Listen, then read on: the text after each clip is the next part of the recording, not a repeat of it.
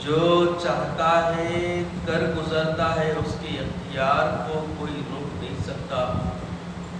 وہ قدیم ہے، ابد الآباد سے ہے اور ہمیشہ ہمیشہ رہنے والا ہے۔ کوئی اس کے مثل و مانند نہیں۔ وہ اپنی ذات میں یکتا، وہ تنہا ہے، اس کا کوئی ہمسر نہیں۔ میں گواہی دیتا ہوں کہ نہیں ہے کوئی معبود برحق لائق کی عبادت سوائے اللہ جل مجدہ کے، اور میں یہ بھی گواہی دیتا ہوں کہ محمد عربی صلی اللہ تعالی علیہ وآلہ وسلم اللہ کے بندے اور خاص رسول ہے۔ صلاۃ و سلام نازل ہو آقائے نامدار حضور تاجدار محمد عربی صلی اللہ علیہ وسلم پر، آپ کے آل پر، آپ کے اصحاب پر، بزرگان دین، برادران اسلام۔ یہ جو جمعہ ہے جو ہم کو نصیب ہوا ہے، یہ 14 شعبان المعظم کا جمعہ ہے اور آج کی شب 15ویں ہے۔ تو میں قبل از وقت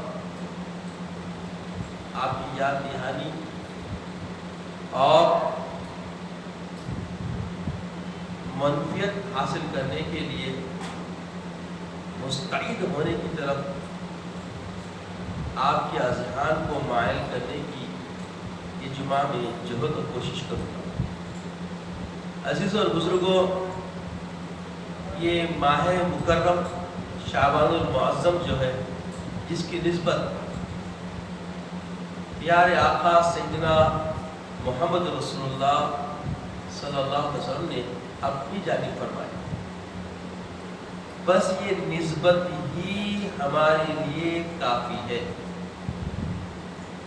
شعبانو شہری، شعبان میرا مہینہ، پیارے آقا نے فرمایا شعبانو شہری، شعبان میرا مہینہ ہے۔ اور ایک روایت میں رمضان کی نسبت اللہ کی طرف ہے۔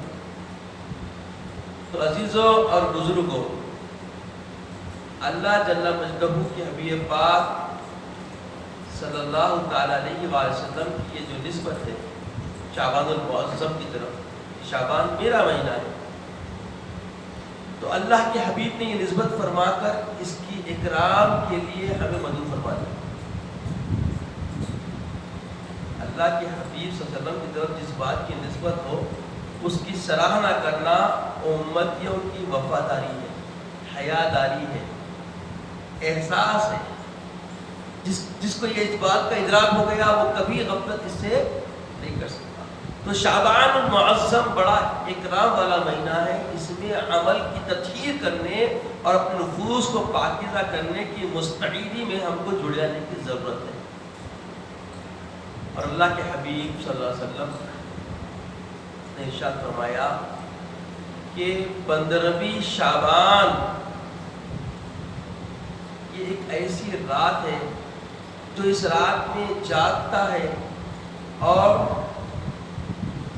دن میں روزہ رکھتا ہے، تو اللہ تبارک و تعالی اس کے تمام گناہوں کو معاف فرما دیتا ہے، اور اس کے معاف کرنے کی حد بیان نہیں فرمائی، بلکہ اتنا فرما دیا کہ بنو کلیب کے ریوڑ کے روؤں کے شار بالوں کے گناہ سے اللہ تعالیٰ مغفرت فرما دیا۔ اللہ، بنو کلیب عرب میں ایک ایسا قبیلہ تھا جو کثرت سے ریوڑ پالتا تھا، بکریوں کی، تو ان کے ریوڑ کے بکریوں کے شار کے مطابق بالوں کی جو ہوئے اس معاف اللہ مغفرت۔ تو آپ سوچیں، پہلے ایک بکری کے بال گنتے ہوتے شمار کرنا ممکن نہیں، بس کے باہر، پھر ان کے کثرت سے ان کے بعد ریوڑ ہوتے تھے، ان ریوڑ کے بکریوں کے بالوں سے بھی زیادہ۔ عزیز اور بزرگوں، تو گویا یہ رات بڑی اہمیت کی حامل ہے۔ جو آیت کریمہ میں نے پڑھا، فیہا یفرق کل امر حکیم، اس بارے میں شدید اختلاف ہے۔ مفسرین نے فرمایا اس سے مراد شب قدر ہے، بعض مفسرین نے کہا کہ اس سے مراد شب برات ہے۔ تو اللہ کے حبیب صلی اللہ علیہ وسلم بی بی عائشہ صدیقہ روایت فرماتے ہیں پیارے آقا کہ یہ شعبان کا جو مہینے میں 15ویں شب آتی ہے، اس دن اللہ تعالیٰ ہر ایک کی قضا کے فیصلے فرماتے ہیں۔ کون پیدا ہوگا، کون مرے گا، کس کو کتنا رزق نصیب ہوگا، کس کا عروج ہوگا، کس کا زوال ہوگا، یہ فیصلے اللہ تعالیٰ کے اس رات میں فرشتوں کے سپرد کر دیا جاتے ہیں۔ عزیزوں اور بزرگوں، ہم لوگ بزرگان دین کے ماننے والے اور ان کے متبع بن کے حبیب پاک کی اتباع میں جانے والے، عربستان کو قبرستان کی طرح جینے والے ہم لوگ تو نہیں۔ دو ٹوک باتیں یہ آج دکھی آ گیا، سب کو سمجھ میں آ رہا ہے، پوری دنیا دیکھی۔ جو لوگ آ کے بولتے تھے ہم عربستان وہاں مکے میں دیکھیا، مدینے میں دیکھیا، حالات کیا کر دیے مکے مدینے کے، اس کی حرمت میں کوئی خلل تو نہیں پڑنے والا ہے صبح قیامت تک، مگر یزید نے بے ادبی کی تھی، اب یہ دوسری یزیدیت والے اب کر رہے ہیں۔ حرمین کے حدود کی پامالی کرنا کوئی معمولی جرت نہیں، یزیدی لوگ ہی کر سکتے ہیں۔ دو ٹوک بات ہے، یہ پیغام ہمارا انشاءاللہ انٹرنیشنل لیول پہ چلے جا رہا، یہ آپ کی مسجد کا بیان یہ آپ کی حد تک نہیں رہ رہا۔ سب لوگ سعودی میں بھی دیکھ رہے ہیں، دبئی میں بھی دیکھ رہے ہیں، آپ اگر آپ دیکھیں تو معلوم ہوگا فالوورس ہے۔ بہرکیف یہ پیغام جانا ضروری ہے، چونکہ بے حیائی کی حد ہے۔ حبیب پاک علیہ الصلوۃ والسلام نے بیان کرو الحلال بین والحرام فیہا مشتبہات، حلال حرام سب واضح کر دیا آقا علیہ السلام۔ تو آقا علیہ السلام نے جو حدود بنا دیے، ان حدود کی خلاف ورزی کرنا یزیدیت نہیں ہے تو کیا ہے؟ کوئی سب سے پہلا یزیدی تھا جو حرمین شریفین کو پامال کیا، ان کی حرمت کو جو ہے نا استحصال کیا، وہاں گھوڑے باندھے کے لی گھوڑی کرے، بہت سارے معاملات ہوئے، اپنے بیان کے باہر ہے۔ یہ ظالم ایسے نفس پرست تھے کہ ان کا کیا بیان، یہ جہنم یہ سارے کے ساتھ، اور اس پہ کئی علماء متفق، یہ انہی کے متبع انہی کی عالم سے آئے ہوئے لوگ ہیں۔ تو عزیز اور بزرگوں، یہ لوگ شب برات وغیرہ کو نہیں مانتے، یہ بات دو لوگ، اور ہم لوگ مانتے ہیں، نہ صرف شب برات مانتے ہیں، شب برات کے قیام کو جو احادیث سے ثابت ہے اس پہ عمل کرتے ہیں، اور احادیث سے جو فیوزات و برکات کے ملنے کی امید ہے ہم اس کے لیے بھی جہد کرتے ہیں۔ اور یوں تو اللہ تعالیٰ ہر رات آسمان اوپر کی طرف آتا ہے، مگر اس رات خصوصی اپنی جلوہ گری فرماتا ہے، تو اس سے ہم کو فائدہ اٹھانے کی ضرورت ہے۔ عصر سے مغرب کے درمیان 111 مرتبہ لا حول ولا قوت الا باللہ جو پڑھے گا اسے بے باک ثواب ہے، حج مقبول کا ثواب ہے، روزوں کا ثواب ملے گا۔ آپ سمجھ رہے ہیں؟ خالی 111 مرتبہ کیا پڑھنا ہے؟ لا حول ولا قوت، یہ آج کا عمل ہے عصر سے مغرب کے درمیان۔ اور پھر بزرگان دین فرماتے ہیں کہ جو بیمار ہیں، عصبیت جو ہے نا، کچھ ملوث ہیں، سمجھیے تھوڑا حالات دیوانہ پن، پاگل پن کی کیفیتوں میں رہتے، بعض لوگ بے بہرا باتیں کرتے رہتے، جن کو اسرار کے نام سے ملا لوگ بولتے ہیں، تو ایسے لوگ اگر 7 بیری کے پتے پانی میں ڈال کے اگر آج غسل کرتے ہیں شب برات کی غسل کی نیت سے، تو اللہ تعالیٰ اس کو بھی شفا دیتے مغرب کی نماز کے۔ اور ایک بات یہاں اس سے پہلے بھی میں بتایا ہوں، میں کیونکہ حق بولنے کا پہلے جو ہم جو عمل کرتے بہت سارے نوافل سے اللہ والوں نے ہم کو کیا، جیسے 3 بار یاسین پڑھنا، یہ کوئی روایت سے ثابت تو نہیں ہے، سمجھ نہیں پڑا، احادیث سے یا قرآن سے ثابت تو نہیں ہے، مگر بزرگان دین کا یہ عمل ہے۔ اور جو لوگ یہ عمل بڑے ہی اخلاص کے ساتھ اللہ کی رضا جوئی کے لیے کرتے ہیں، منفیت بھی پاتے ہیں اور منفیت پا رہے ہیں۔ یہ مجرب عمل ہے، کیا ہے؟ 3 بار یاسین شریف پڑھنا ہے، اور یہ عمل مغرب کی نماز کے بعد ہوتا ہے۔ اب یہ رسماً آپ کی مسجد میں یہ عمل چل رہا ہے، بھائی بات میں بتاؤں، جو جس طریقے سے آیا عمل اس طرح اختیار کرنا چاہیے، اس کی خلاف ورزی کر کے ہم ایسی کرتے ہیں، یہ کرو دیتی جو ہے نا، میرے کوئی معنی نہیں رکھتا، میں کیا فائدہ ہے، کوئی نفع ہے کیا، میں اتنے سالوں سے آپ کے ساتھ جڑا ہوا ہوں، ابھی بھی رہتا ہوں، مگر جو چیز غلط ہے غلط ہے، یہ ذہن میں رکھیں۔ یہ جمعہ کا پیغام ہے، اگر ابھی بھی تطہیر کرنا چاہے آپ کے لیے بہت بڑا آپ کے لیے خیر کا معاملہ ہے۔ اب لوگوں کو جو دیکھیے، جو لوگ توجہ نہیں کریں گے وہ محروم رہیں گے نا، جیسا کہ ہمارے بعض بزرگ بولے کہ بھائی نہیں بھائی لوگوں کی سہولت، میں مانا بھائی، اب کیا حج کو بھی لوگوں کی سہولت کے لیے تبدیل کر دیں کیا؟ نمازوں کی اوقات میں چلیے کیونکہ وقت ہے، آگے پیچھے کر لیتے آپ تاکہ لوگ تیار ہو جائیں، مگر مغرب کی نماز کا تو وقت مقرر ہے نا، فرض کے اندر تبدیلی نہیں کر سکتے، تو نوافل کی تبدیلی کرنے کی ضرورت کیا ہے؟ ایک سوال میں سمجھ میں نہیں آتی بات، بعض انتظامیہ میں بعض بزرگ حضرات ہماری بات صحیح ہے، مگر کہاں تک؟ جہاں تک حد ہے بالکل کرنا چاہیے۔ اب چندہ دولت میں جو لوگ رغبت رکھنے والے ان کے لیے ہی یہ عمل ہے. فائدہ انہی کو پہنچے گا جو مخلص اللہ کے خاطر یہ عمل اس کی رضا کے خاطر کرے گا, اس کو فائدہ پہنچے گا. کیا عمل ہے بھائی؟ پہلے 2 رکعت پڑھنا ہے ادائے دراز عمری کے بعد, نیت کر کے 2 گانے پڑھنا ہے. اس کے بعد ایک یاسین پڑھنا ہے, پڑھ کیا عمر درازی کے لیے دعا کریں. دوسری مرتبہ پھر آپ کو روزی کی وسعت بد کریں. تیسری مرتبہ خاتمہ بالخیر. یہ 2 رکعت سے 6 رکعت پڑھنا ہے. 2 رکعت پڑھنا ہے, یاسین پڑھنا ہے, پھر 2 رکعت پڑھنا ہے, یاسین پڑھنا ہے, پھر 2 رکعت پڑھنا ہے. ابھی سب چھوڑ دیا حیدرآباد میں. آسان عمل کیا کر لیا معلوم؟ عشاء کی نماز کے بعد 3 بار یاسین پڑھے. کیا ہے بھائی؟ کوئی مانش نہیں ہے, کوئی مطلب ہی نہیں ہے اس کا. گویا ہینڈل لے کے ایک پہیا لے کے نکل گیا, پیچھے کے پہیے کی ضرورت نہیں ہے. بولے تو بات سمجھ میں نہیں آئی. پہنچتے منزل کو, ہینڈل پکڑ لیے بھائی, سامنے کا پہیا لگا ہوا ہے, لے کے بھاگ رہے ہیں آپ پر. گاڑی چلتی مزاق کی تو بات نہیں, حقیقت یہ چھوڑا نا بھائی. خالی 3 بار یاسین پڑھ لیجیے, سکون سے سڑ کے پورا تیل لگا لے کے ادھر تھوک لے کے. خالی یہ نو مسلموں کے انداز میں تو اللہ کے واسطے جو عمل ہم کو ملا ہے بڑی محنتوں کے بعد ملا ہے. انہوں نے ریاضت کی, انہوں نے کسب کیا, اللہ کی بارگاہ میں اپنے آپ کو بنوایا, اللہ سے رضا حاصل کی, اور پھر عوام امت مسلمہ کو حوالے کیا. یہ احادیث کی یعنی اللہ کے رسول کا عمل بولیے نہیں ہے, مگر آپ کے متبعین نے اللہ کی بارگاہ میں جہد کی, محنت کی, تو اللہ تعالیٰ نے ان کو اپنی رضا کے جو راز دیے ان میں سے ایک عمل یہ ہے. اگر آپ کرتے ہیں تو خدا کی قسم اس کا فائدہ ہم دیکھ رہے ہیں آپ کو پہنچے گا. مگر عمل کب کا ہے یہ سمجھ گئے نا؟ کب کا عمل ہے بولیے؟ نماز مغرب کے ساتھ ہی یہ عمل کرنا ہے.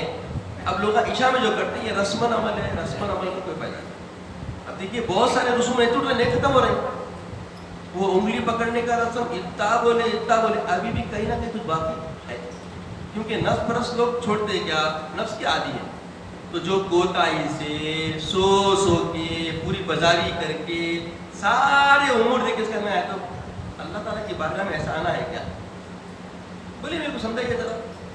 جمعہ کے دن پہلی اذان کے ساتھ ہی کام کاج کرنا منع ہے. تیاری کرنا جمعہ کی, پہلی اذان ہو گئے بعد میں بھی لوگ لوٹے لے کے بکیل لے کے میری آواز سن کے نکل رہے ہوں. میں 15 سے بول رہا ہوں, اب دیکھو جی اب عربی خطبہ دیتا, آگے عربی خطبہ ہوتے رہتا, پیچھے باتیں کرتے بیٹھے گئے. جبکہ جمعہ کے آداب کئی جمعہ بیان کیے گئے کہ سکوت کے ساتھ, بالکل اطمینان کے ساتھ, خاص کر عربی خطبے کے وقت یہ حکم ہے کہ آپ کو سمجھ میں آئے یا نہ آئے غور سے سننا, ممبر کے قریب ہونے کی کوشش کرنا. یہ عمل ہے, یہ مسنون ہے, سنت سے ثابت ہے. صحابہ نے عمل کیا, تابعین نے عمل کیا, اتنا بڑا عمل, کیونکہ اس میں کچھ جزا ہے. جتنا آپ قریب ہو کے توجہ سے بیٹھیں گے اللہ تعالیٰ کی خیرات اتنی تیزی کے ساتھ تم کو کھیل لیں, تمہارے نصیب میں آئے. تحجب ہے, ایسے اعمال جو سنن سے ثابت ہے, احادیث سے ثابت ہے, اس پہ توجہ نہیں. ٹائم پہ بھاگتے ہوئے آتے لوگ, خطبہ عربی خطبہ ختم ہوتے رہتا, نظر نہیں ادھر دیکھتا ہوں تو بھاگتے ہوئے آتے. بھائی جب بھاگنے کا وقت ہے پہلی اذان کے ساتھ ہی سے کر رہی, ارے جمع ابھی خطبہ نہیں ہوا, ارے خطیب صاحب تبدیل کر رہے ہیں, انہیں ایک پانوں میں پڑے سن رہا, میرے ایک بٹ پہ ختم پڑھتے دو. ایسا نہیں ہونا چاہیے. یاد رکھیے یہ جو ترجمہ آپ کے سامنے بیان کیا جا رہا ہے, یہ توفیق جو دی جا رہی ہے, اس کا مقصد یہ ہندوستان کے علماء, یہ جو غیر مقامی عجمی لوگ ہیں, لوگ کیا بولیں, عربی ہر کسی کے سمجھنے کے تفہیم کے لیے آسان نہیں ہے نا. تو ان کی آسانی کے لیے, ان کی سہولت کے لیے, ان کو راحت پہنچانے کے لیے, ان کو پیغام پورا ان تک پہنچنے کے لیے یہ نظم نکالے. یہ بدعت حسنہ ہے. کیا ہے یہ بدعت حسنہ ہے؟ اس میں جو آتا ہے اس کا دین مستحکم ہوتا ہے. اب بعض رتخورے جو عربستان جا کے قبرستان بنا لیے گھروں کو, وہ لوگ بولے 3 خطبے ہوتے ہیں ہمارے ہندوستان میں. ارے ذلیل, کم عقل, کم ظرف, علم نہیں ہے, فکر نہیں ہے, فہم نہیں ہے, کم سے کم حاصل تو کر. کیا بول رہا سوچ نہیں, منہ کو آیا ہاتھ دے کا مسئلہ ہے. کتنا بڑا تحفظ ہے معلوم. یاد رکھیے عربی خطبے جو 2 ہوتے, ذریعی تبدیلی ہم نے کسی علماء نے نہیں کیا آج تک. جو کا تو سنت تمہارے سامنے آتی, کیونکہ صحابہ نے کسی نے نہیں بدلا. کئی لوگ, کئی صحابہ سفر کیے دوسرے ممالک میں, جہاں کئی زبانیں بولی جاتی ہیں، انہوں نے عربی زبان ہی میں خطبہ دیا، زبان وہاں کی مقامی زبان پہ خطبہ نہیں دیا، اور ہم بھی نہیں دیتے. اور اس کے تحفظ کے لیے یہ نشست بنائی گئی تاکہ سنت کا تحفظ ہو اور اس کے ذریعے اس کی حمایت ہو، اس کی کیا ہو، حمایت ہو. تو اب کمقل کو ابھی بھی سمجھ میں آتا کہ نہیں میرا بیان سننے والے اب کمقل سن رہے کہ بھائی یاد رکھو کبھی تم لوگ کرے البتہ بدعت ضلالہ، یہ جو جتنے کی مسجدیں نئے نئے بن رہے تھے وہ دولت سے عربستان کی دولت لا کے، وہ مسجد نہیں ہے بلکہ وہاں فتنہ ہے. کیا کریں، الحمدللہ نحمد و نستعین پڑھ لے کے اس کے بعد پوری تقریر اردو کھڑے رہ کے یہ بدعت ضلالہ ہے. ممبر پہ کھڑے رہ کے خطبہ اولیٰ اردو میں بولنا بدعت ضلالہ ہے. گویا جو رسول اللہ علیہ وسلم کی سنت ہے اس کا استحسان ہوتا ہے. ہمارے علماء نے تحفظ کیا اس سنت، کیا کیا بولیے، تحفظ کیا. عربی کے علاوہ دوسری زبان میں خطبہ ہم آج بھی نہیں دیتے. یہ جو دیتے ہیں یہ خطبہ نہیں ہے، یہ کیا ہے، خطبے کی تفہیم، خطبے کا مفہوم، خطبے کے معنی مطالب تمہارے سامنے آ جائے. اب جب عربی خطبہ بولیں گے آپ کو سمجھ میں آتا کہ ہاں بھائی یہ جو بولے یہ بول رہے چاہتے، یہ حدیث جو سنا ہے حدیث سنا رہے چاہتے. آپ سمجھ سکتے ہیں تھوڑا تھوڑا سمجھ میں. اب عربی خطبہ لوگ سمجھ رہے ہیں لوگ، اور عربی بھی اس لیے اکثر جو بات ہے دانش اور علماء کیا کرتے ہیں، کوشش کرتے کہ عام آدمی کو سمجھ میں آئے جیسا، جو تھوڑے بہت منہاج پڑھ لیا یا انٹر کر لیا تو انہیں بھی سمجھ سکتا عربی خطبہ اتنا آسان کرے بولنے کی کوشش کی جائے تاکہ سمجھ میں آنا خطبے کا مطلب کیا ہے عوام کے لیے. پہلے خطبے میں نصیحت، پہلے خطبے میں نصیحت، جو امت کے اندر جو بھی بگاڑ آ رہا ہے اس کے اوپر آپ کو متنبع کرنا ہے. دوسرے خطبے میں فضائل، عظمت، رفت، انبیاء کی، صحابہ کی، کوئی کام اتنے جو تھا خطبے میں. تو پہلا خطبہ جو ہوتا ہے وہ اہمیت کا حامل ہے، اس لیے وہ خطبے سے پہلے آنا، کیونکہ خطبہ شروع ہونے سے پہلے آئے تو آپ کو فائدہ یہ ہوتا کہ آج کے دفتر میں آپ کا نام اللہ تعالیٰ کے فرشتے شریک کر لیتے. جیسے اذان ہوتی دفتر بند کر کے فرشتے بھی نماز کے لیے ادب سے بیٹھ جاتے.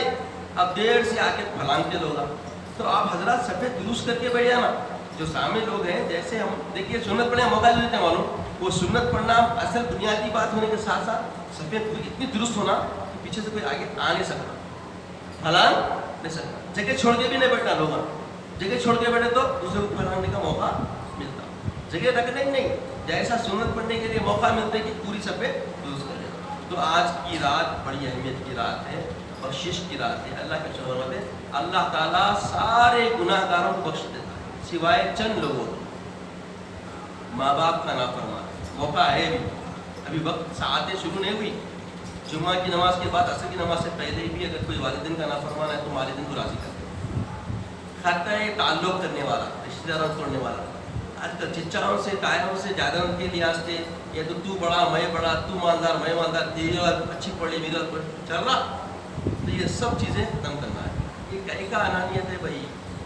سب اولاد تمہاری ہے، بھائی کی ہو کس کی بھی ہو، نسل تو تمہاری ہے نا، ایک خون ہے نا، ہے کیسے گڑے گی. اسلام تو سب کو اخوانا بھائی بھائی بنانے آئے، لوگ آپس میں تفریق کر رہے ہیں. تو یہ رات آپ کو تفریق سے توڑ کے جوڑنے کے کام کرنے والی رات. اور دائمی جوا کھیلنے والا، شرابی، سمجھ رہے ہیں آپ، جوا اور شرابی، اس کی بھی معافی آج کی رات بولیے نہیں ہوتی. خطۂ رحم کرنے والا، مطلب بچہ پیدا ہونے سے پہلے بچوں کو گرا دینے والے. یہ جو آج کل بچے نہیں ہونے کا آپریشن کروا رہے دیکھیے، حرام ہے. کام کیا ہے یہ حرام ہے. اللہ کے رسول ہر چیز کا توڑ دیے. اللہ کے رسول صلی اللہ علیہ وسلم کے سامنے بولے یا رسول اللہ اگر ہمارے ایسی معاملات ہو، اگر اولاد کے لیے جد کرنا ہو کیا کرنا، بولے ازل کرو. کیا کرو، ازل کرو. ازل کا مطلب بڑا واضح فرمائے کہ بھائی آپ فائدہ پورا اٹھاؤ عورت سے، اس کو تسکین پہنچاؤ. مگر جب معاملہ خروج کا ہوتا ہے، آپ کی تسکین کا صبر کر کے متحمل ہو کے باہر پانی خارج کرو. اس کے بعد بھی اگر اللہ نے چاہا، اگر تمہارے نصیب تقدیر میں ہے تو ایک خطرے سے بھی اولاد ہو جائے. وہ جو معاملہ حقار پائے گا وہ اللہ کا حکم ہوگا، آپ کو ماننا پڑے گا، وہ اللہ کا حکم ماننا پڑے گا. بات سمجھ آئی؟ اتنا اچھا دین جی، ہر بات یورین کرنے سے لے کے، ٹوائلٹ کرنے سے لے کے، ہم بستری کرنے سے لے کے، آرام کرنے سے لے کے، مرنے تک، طلاق، نکاح، ہر چیز میں تمہاری رہنمانہ خطوط دینے والے مکمل نظام زندگی کا نام دین اسلام. اتنا اچھا دین کسی کو نہیں ملا. اس لیے صحابہ فخر سے بولتے تھے کفار مشرکین کے سامنے, ہاں ہاں ہمارے آقا ہم کو ضرورت کی باتیں بھی سکھاتے ہیں. سیدنا ابو بکر بڑے فخر سے بولتے تھے. اتنا اچھا کامل دین ملے بعد میں آج ہمارے اندر خامیاں ہونے کی علت کیا ہے؟ ہم نے دین کی فہم اور فراست کو حاصل کرنا چھوڑ دیا. دین سیکھ رہے نہیں, ہم دین نہیں سیکھ کے دوسروں کی تقلید میں پڑ گئے, اس لیے آج خسارے میں آ گئے. ہم کو کسی کی تقلید کرنے کی ضرورت نہیں. سارے ادیان قدیم پرانے منسوخ شدہ ہے, اور ماڈرن دین, جدید دین, مکمل دین دین اسلام ہے, جس کو اللہ نے سند دی اور قیامت تک رہنے والا دین ہے. اور سارے ادیان سابقین کو ان کے ماننے والوں, اور وہ حق پرست ہیں تو ان کی حق پرست کی صداقت اسی میں ہے کہ وہ دین اسلام کی طرف رجوع ہو جائے اور دائرہ اسلام میں آ جائے. دائرہ اسلام میں آنے کے لیے, دین کی تصدیق کرنے کے لیے ان کو ان کے انبیاء کو بھیجا جاتا. تو عزیزوں اور بزرگوں, جو پیغام آج کی رات کے لیے آپ کو دیا گیا اس کا احترام کیجیے. امید کرتا ہوں کہ رسم و رواج کو چھوڑ کر عین مطابق کے تقاضے عمل آپ اختیار کریں گے. اللہ تعالیٰ سے دعا ہے کہ یا الہ العالمین ہم سب کو نیک توفیق عطا فرما, نیک ہدایت عطا فرما, مولا صالح عمل کی توفیق عطا فرما. اے دلوں کو پھیرنے والے مالک, ہمارے دلوں کو اپنے حبیب کی اداؤں کو سرانے کی طرف پھیر دے. مولا ہمیں استقامت عمل کی توفیق عطا فرما, دین کا راسخ عمل پیرا ہونے والا, استقامت رکھنے والا, امت کی وفادار محمد اسلم بنا دے. مولا ہمیں ہر ایک کردار سے ہم تیرے محبوب کے شہدائی نظر آئے, وہ قرین زندگی عطا فرما, اسلام کی عزت کی زندگی عطا فرما, خاتمہ بالخیر فرما, وقت نظر کریم طیبہ عطا فرما, اپنے حبیب پاک صلی اللہ علیہ وسلم کا دیدار عطا فرما. سبحان اللہ و بحمدہ, سبحان اللہ العظیم, والحمد للہ رب العالمین. جو حضرات